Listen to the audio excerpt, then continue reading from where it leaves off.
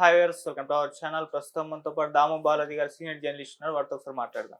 Sir నమస్కారం. Sir నమస్తే. Sir Allu Arjun గారికి పోలీసులు షాక్ ఇచ్చారు, ఆయన ఇంటికి వెళ్ళి మరోసారి నోటీసులు ఇచ్చారని చెప్పేసి వార్తలు వినిపిస్తున్నాయి. సార్ అసలు ఏం జరిగింది, ఎందుకు రెండోసారి నోటీసులు ఇవ్వాల్సి వచ్చింది సార్? అల్లు అర్జున్కి మనకు బెయిల్ వచ్చింది, రెగ్యులర్ బెయిల్. ఆ బెయిల్లో కొన్ని కండిషన్స్ వచ్చాయి. ఆ కండిషన్లలో ఏంటంటే ఎవ్రీ సండే 10 నుంచి 1 గంట వరకు లోపల అల్లు అర్జున్ చిక్కడపల్లి పోలీస్ స్టేషన్కి వెళ్ళి సంతకం పెట్టాలి.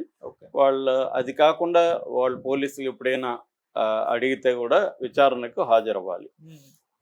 ఇది ఎప్పటి వరకు అంటే 2 నెలల వరకు. 2 నెలలు లోపల ఛార్జ్ షీట్ పెట్టేస్తే 1 మంత్లో ఛార్జ్ షీట్ పెట్టేస్తే ఇది ఆగిపోతుంది.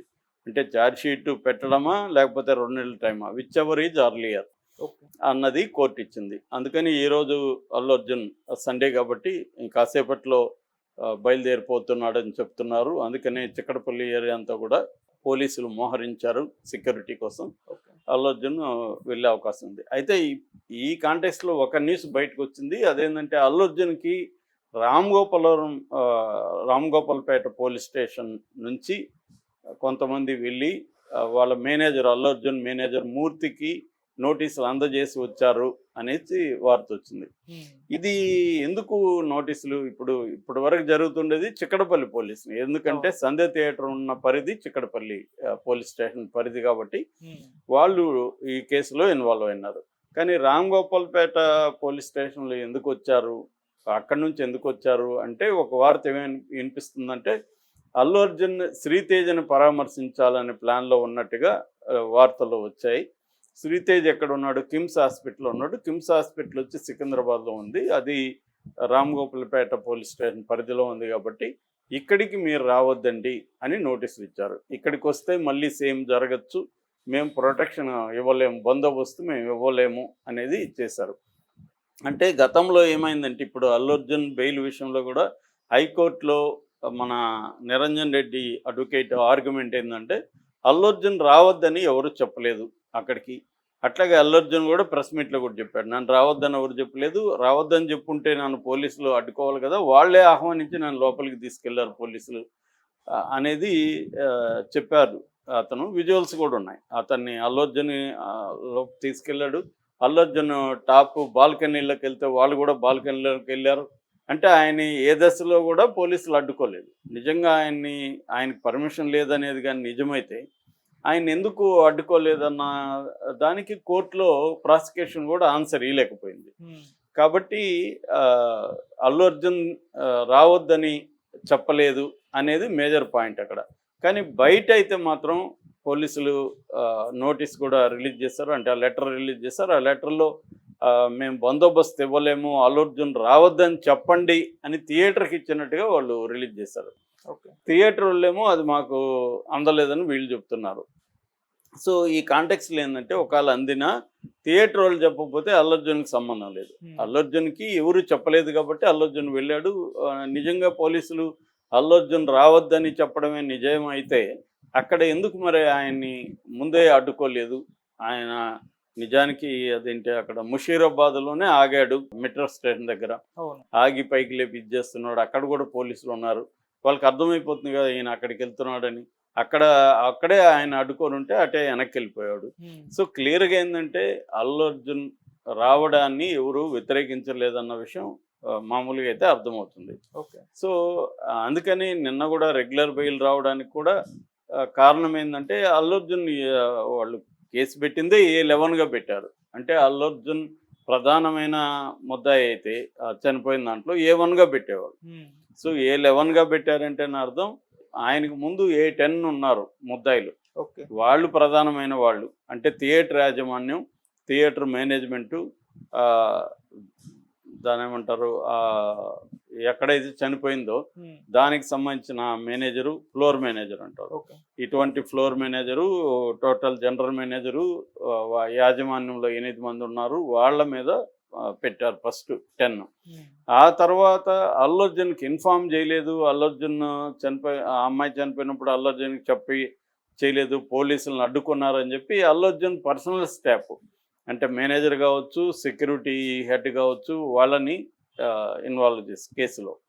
సో ఇవన్నీ అయినాక అల్లు అర్జున్ రంగంలోకి వచ్చాడు. కాబట్టి ఇప్పుడు ఏంటంటే పోలీసులు ముందు జాగ్రత్తగా భయపడుతున్నట్టుగా అర్థమవుతుంది. మళ్ళీ కానీ అల్లు అర్జున్ ఇప్పుడు శ్రీతేజను చూడడానికి పోతే ఇది అవుతుంది. కానీ అల్లు అర్జున్ ఈ స్టేజ్లో శ్రీతేజను చూడడానికి పోతాడా అనేది కూడా డౌటే. నిజానికి అది అఫిషియల్ వార్త ఏమీ కాదు. ఓకే. ఎందుకంటే ఆల్రెడీ ఆయన కండిషన్ బెయిల్ మీద ఉన్నారు. కండిషన్ బెయిల్లో కండిషన్స్ ఏమేంటి ఉన్నాయి? ఒకటి, ఎట్టి పరిస్థితుల్లోనూ ఇన్వెస్టిగేషన్కి ఆటంకం కలిగించకూడదు. సాక్షుల్ని బెదిరించడం కానీ, ఇన్ఫ్లుయెన్స్ చేయడం కానీ, ప్రలోభపరచడం కానీ చేయకూడదు. అలా ఇలాంటి కండిషన్లు ఉన్నప్పుడు అల్లు అర్జున్ తన మీద కేసు పెట్టిన భాస్కర్ వాళ్ళ అబ్బాయి శ్రీతేజ, కేసు పెట్టింది ఎవరు? కంప్లైంట్ ఇచ్చింది భాస్కర్. మరి ఇప్పుడు శ్రీతేజను పోయి కలిస్తే రేపు పొద్దున కోర్టులో ఎవరైనా కూడా వెళ్ళి ఇతను కండిషన్ బెయిల్లో కండిషన్ని ఉల్లంఘించాడు, ఎవరైతే కేసు పెట్టారో వాళ్ళని ఇన్ఫ్లుయెన్స్ చేయడానికి వెళ్ళాడు అన్న ఇది వస్తుంది. కాబట్టి నాకు తెలిసి అతను వెళ్ళడు. లీగల్ అడ్వైజర్స్ కూడా అతనికి వెళ్ళొద్దని చెప్తారు. ఎందుకంటే ఇప్పుడు వెళ్ళినా ఇంకా పెద్ద ఎఫెక్ట్ కాదు. వెళ్ళి ఉండాల్సింది ఫస్ట్లో వెళ్ళి ఉండాలి. అది అతను లేట్ చేశాడు. పవన్ కళ్యాణ్ కూడా అదే మెన్షన్ చేశాడు, నువ్వు జరగంగానే వెళ్ళి ఉండాల్సిందని. పైగా మళ్ళీ మరుసటి రోజు వచ్చి లేట్గా కూర్చొని, అది కూడా సినిమా ప్రమోషన్కి సంబంధించిన టీషర్ట్ వేసుకొని మాట్లాడడం అనేది కూడా చాలామందికి అల్లు అర్జున్ మీద వ్యతిరేకత రావడానికి అది కూడా కారణం. అంటే మనకి ఎప్పుడైనా ఆప్టిక్స్ అంటారు, అంటే పబ్లిక్ ఇమేజ్ని ఎట్లా మనం కన్స్ట్రక్ట్ చేస్తున్నాము అనేది కూడా వెరీ ఇంపార్టెంట్. ఆయన సిన్సియర్గానే ఉండొచ్చు, సిన్సియర్గానే బాధపడి ఉండొచ్చు, సిన్సియర్గానే క్షమాపణలు చెప్పడానికి కూర్చొని ఉండొచ్చు. కానీ ఆ గెటప్ ఇదంతా కూడా చాలా ఇంపార్టెంట్. మనం ఏ కాస్ట్యూమ్ వేసుకుంటున్నాము, ఎలా అపీర్ అవుతున్నాము, ఇవన్నీ కూడా చూసుకోవాల్సిన అవసరం ఉంటుంది పబ్లిక్ ఇది అన్నప్పుడు. కానీ అక్కడ అల్లు అర్జున్ నెగ్లిజెన్స్ ఇవి కనిపిస్తాయి. ఏదేమైనప్పటికీ ఇప్పుడు అల్లు అర్జున్కు ఉన్న ప్రాబ్లం ఏంటంటే ప్రతిదీ లీగల్ అడ్వైజర్ సలహా తీసుకొని చేయాలి. ఎందుకంటే మళ్ళీ ఒక రాంగ్ స్టెప్ వేస్తే ప్రాబ్లం అవుతుంది. ఎందుకంటే ఇప్పుడు ఆ ప్రెస్ మీట్ పెట్టకపోతే అసలు ఇక్కడి వరకు రాదనేది చాలామంది అభిప్రాయం. నిజానికి ఆయన ప్రెస్ మీట్ పెట్టడం తప్పులేదు. ఆయన ముందు పెట్టలేదు కదా. అసెంబ్లీలోనే ఒక ముఖ్యమంత్రి ఆరోపణలు చేసినప్పుడు అది కూడా అత్యంత దుర్మార్గంగా అల్లు అర్జున్ వ్యవహరించాడు, చనిపోయిందన్న విషయం తెలిసి కూడా అల్లు అర్జున్ సినిమా చూసే వరకు నేను లేయని అన్నాడు. ఈ స్థాయిలో ఏ మనిషి కూడా అలాగా నా వల్ల ఒక మనిషి చనిపోయిందంటే నేను చనిపోతే పోయింది, నేను సినిమా చూసి వెళ్తానని అనరు కదా మామూలుగా. కానీ ఇక్కడ అల్లు అర్జున్ అన్నాడని, ముఖ్యమంత్రి నాకు ఇన్ఫర్మేషన్ ఉందని నాకు పోలీసులు చెప్పారని ఆయన చెప్తుంటే దాన్ని కౌంటర్ చేయడంలో తప్పేముంది? కానీ దాన్ని కూడా తప్పన్నట్టుగా మొత్తం మీడియాలో ప్రధాన భాగం కానీ చాలామంది కానీ అల్లు అర్జున్ని క్రియేట్ చేశారు. అంటే నీ మీద ఆరోపణలు వస్తే కూడా నువ్వు మూసుకొని కూర్చోవాలి తప్ప సమాధానం చెప్పకూడదని.